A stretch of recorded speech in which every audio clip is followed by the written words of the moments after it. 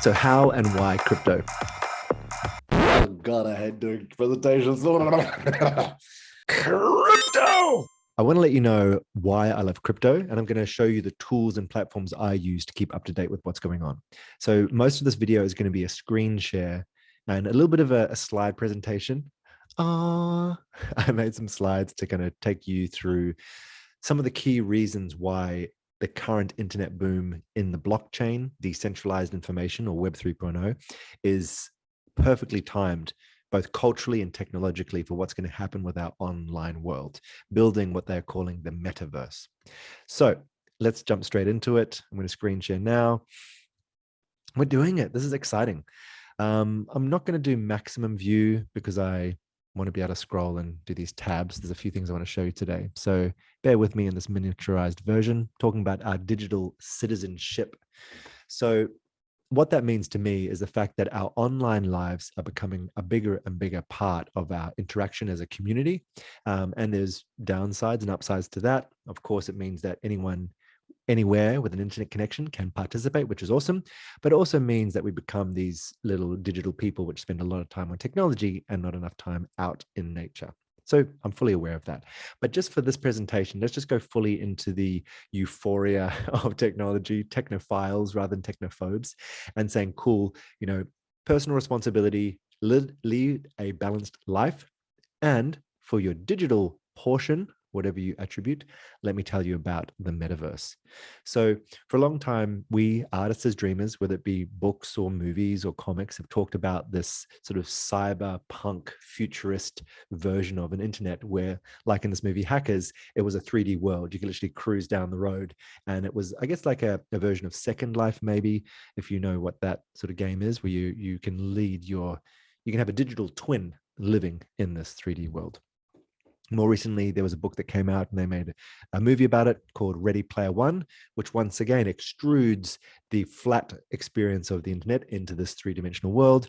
And recently, a really popular platform in the gamer community and tech community, Discord, had a little movie. You can just search it on YouTube, Discord to the movie. It's a 5-minute clip with Danny DeVito, once again showing this. And what this is telling me is that we are dreaming it.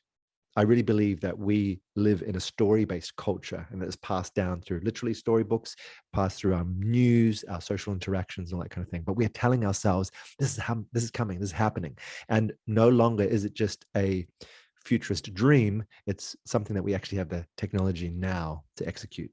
And we kind of already live it in Facebook. We are already citizens of the big blue sea of Facebook. The difference is that is a centralized network, meaning that they have our content. They can, as we've seen, sell our data on. And if they crash and close down, then we lose all our stuff. And as people are finding, whether it be Facebook or Google, they can shadow ban you, they can freeze your account, etc. So they have a monopoly over the control. And it's not cool. It's not cool, baby. Particularly when so many of us create content. Like I'm sitting here right now making this video, uploading it to my socials. And this kind of participation is building community, and it should be remunerated. This is a job. And so many of us participate, but we're not actually paid to do so. In fact, sometimes we pay for the privilege of contributing to the society in this way. And that's also in the gaming sphere. This is a clip from a very famous game called World of Warcraft. And people literally put years into grinding and leveling up their character. And there's whole communities which live a really significant portion of their line in game. The difference is with the decentralized approach, you would basically own your character, and you can take that character out of the game and have them maybe interact on Facebook for you, or there's Lumiana. If you're not following Alpha Mama on Telegram, that's what's coming up right here, and you should do so. Check out Lumiana. Love you, Sam Ram. So basically the idea is that the internet is becoming this space where, rather than having to drive up the road to the bank and then drive up across the road to the shops, we want to all housed in one collective bubble called the metaverse. And your behavior in one area of the internet can leverage or be leveraged in another area of the internet. So if you contribute a lot on something like Reddit or Telegram, all of that activity could maybe build up currency or some sort of social kudos, which can then be spent or influence your activity elsewhere. And it also comes down to this idea of personal sovereignty, data sovereignty, privacy. So rather than it being centralized in some server in the quote unquote cloud, which just means that it's on someone else's computer, not yours, what we're doing is we're shifting to this idea of me being able to have agent centric data, which means me as the user, AKA the agent. I hold it. It's centered around me. And I can say, yeah, you want access to my medical records? Here you go. Or you want to have a look at my certificate from my university? Here you go. But it's actually something that I have the keys and passwords to. So it's very empowering. And it means that, we can't just be blocked. We can't just have things frozen. We can't be at the mercy of some company closing down or whatever, or it being sold on and benefited from some other third party, a centralized kind of transaction that we've got nothing to do with, even though it's our data, our behavior, information about us, which is being leveraged. So that's a big part of what they call Web 3.0 is. It's the next evolution of the internet. It's decentralized, meaning that it is spread across all of us rather than being held in a monopoly by some controlling forces. And it is somewhat kept on the blockchain, not entirely, but the important transactions and smart contracts are kept in a decentralized open ledger, which means that anyone can have a look at the transactions that are going on. They're immutable, they can't be easily changed, and there's a direct attribution as to where things came from and where they went to. So that's why it's a trustless system, which essentially means that I don't have to trust you. It's all open and seen, and we do this transaction, and it's kept in a smart contract, meaning that we have an agreement that only executes on certain conditions or parameters. So how that works is we say, for example, if we're betting on a game, a basketball game, I say, cool, if the Knicks win this game, you give me $500. If they lose, I'll give you $500. And then it throws to what's called an oracle. And an oracle will check the data from the sports update and go, oh, yep, cool, the next one, and then execute on our agreement, our promise that, cool, the money's going to go to that particular person. So we can rely on the technology to have that truth. We don't have to trust each other. So what that's going to result in is this interoperable and unified internet experience where, like I said, it's like one big house, and each website or community we're part of is a different room inside that house, but we can be the one avatar, the decentralized identity or your digital identity. Your avatar you play as carries around their keys, carries around all their data, can use the data, can also use the things. Like if you're in game and you have, I don't know, a cool sword, or you make music in one app, you can then take that music or take that sword, and then, if it's interoperable, maybe you can use that sword in another game, or maybe you can have that music playing in the background when you're doing a Facebook Live or whatever it is. You can actually start to interoperate because of the standardization, meaning that we're going to have files that can actually work from one application to the other, and we're going to work out a common language between all of these things. And so that's going to lead to what is called the metaverse. And I'll talk a little bit more about that later on. But with that premise, hopefully that's kind of like a mile high view of what all of this crypto is going to do. Crypto is essentially the economy of this metaverse, and NFTs, or non-fungible tokens, are our unique trading cards, and the certified ownership items, which we can then leverage as tools or objects to trade inside this currency. So it would be the same as like cryptocurrency in general could be just a normal cash or fungible money, fiat currency, government money. And then the NFTs, non-fungible tokens, would be like my special painting that I collected, or maybe a particular ticket that I got to a concert. Like these things are not just flowing like money, not in the same way. I'm just going to hide this. Love you, Samran, but I'm going to hide that Telegram. So how do I keep up to date with this? These are some of the YouTube channels I follow. So I think that's a really good place to start. If what I've said so far has piqued your interest, check out Alio Trades Crypto, and I'll put a lot of these links wherever you're viewing this in the comments, etc.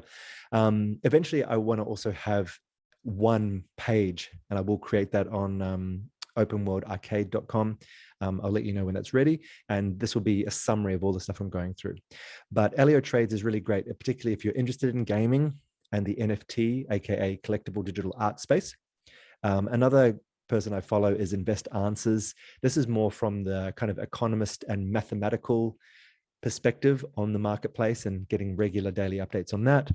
altcoin daily is great for the general crypto scene. An altcoin is basically an alternative coin to Bitcoin. So anything that's not Bitcoin is an altcoin. And these guys put out videos as per the name daily. BitBoy Crypto, I watch less, but he's undeniable. He's, I think, the largest crypto-based YouTube channel, with 1.28 million subscribers. So yeah, obviously shout out to him and his whole team on what they're doing. But from a personal point of view, I watched the other three I mentioned more. Sheldon Evans, I really enjoy as well. He's not as regular. His last video was just a day ago. I'm really excited to look at that. But before that was 2 months ago. He also has a Patreon, so he probably does more regular content there. But I just really enjoy his well-measured kind of advice. And lastly, there's me. I made this new open world arcade YouTube channel. So this is different to my Atlas Talisman one. It's a brand new one, got no subscribers. So I'll put a link to this as well. And if you want to keep up to date on my tech stuff, my gaming, my crypto, this is where all that will live. So that's the best place to start, I think. It's translatable, it's explained to you regularly, and it's a good way to keep your finger on the pulse. If you want to be a bit more technical, you'd start to want to actually look directly at the market yourself. So the way that I would do that would be looking at things like CoinGecko. I personally prefer the phone app to the desktop, so I don't really come here. But what it's going to do is going to show you the rise and the fall of the marketplace. You can just look generally at the market in general based on its market cap or market capitalization, meaning the amount of money invested or flowing in each coin. Bitcoin and Ethereum, obviously at the top of that. And you can see if they're going up and down, which obviously affects your investment. If you've got coins in it, it'll obviously in ratio to how much you've put in will go up by that amount. But also good just to see the communities and how they are proving the utility or usefulness of the technology. And this is where it's not just a gamble. It's actually based on technology and utility in Web 3.0. So there's a lot of evidence needed. And people talk about, oh, well, this cryptocurrency is going to do this or that. And a lot of them are trying to do the same thing. The difference between, for example, Bitcoin and Ethereum is Bitcoin is a store of value. But other than that, it's not doing nearly as much as, for example, Ethereum, which is wanting to be a world computer. It's like an operating system that you can build things on. You can actually build applications or dApps, decentralized applications that can function. It could be like a bank app, or it could be a game, or it could be a social network. So these things that can actually function on Ethereum, and they use ETH, which is the coin, to do the transactions. Like, if you go to a website, you send a message, that's a transaction, and that needs to be verified on chain. And they use ETH to power that ecosystem, which is good because it means you can't spam and just send a bunch of rubbish transactions, because you actually have to pay for them. So that's something that sort of keeps things verified, valid, and a bit more scarce than all of the spam that we can get on a free internet. So if you then wanted to go into, rather than this little squiggly green or red line, you actually want to go into the charts. The next app I'd recommend is TradingView. So this is where you can have a look at things like, for example, let's have a look at Bitcoin. These are called candles, which means the amount or the worth of it at a particular close of a particular time period. In this case, the time period is 1 hour. So if we were to jump out to, say, a daily chart, 1 day, and I'll zoom out here a little bit. This is showing the activity over the last, or however many days that is. The high point is called a wick of the candle, meaning the most it was sold for is that, or down the bottom is the least it was sold for in that time period was that. And then that's kind of the middle range. So as you can see, in the last 24 to 48 hours, it has absolutely taken off. It was sitting at around 40K, 42, 43, and then jumped up to 45, and then now it's sitting up around 48. So it's a really exciting time. If you're watching this around the time I'm recording, which is just the beginning of October, you're in a perfect time to get involved, because as you can see, there's kind of this level of support and resistance coming through here around that 48K mark.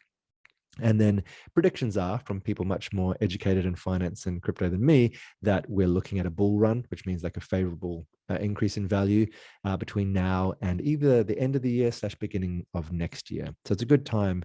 Obviously, do your own research. This is not financial advice. I am totally one of the furthest things there is from a financial advisor. I'm a geek in art, technology, and culture. And right now, crypto totally ticks all those boxes. But do your own research, check it out. And with all of these YouTube channels, I hope there's enough evidence for you to get involved if that's your choice.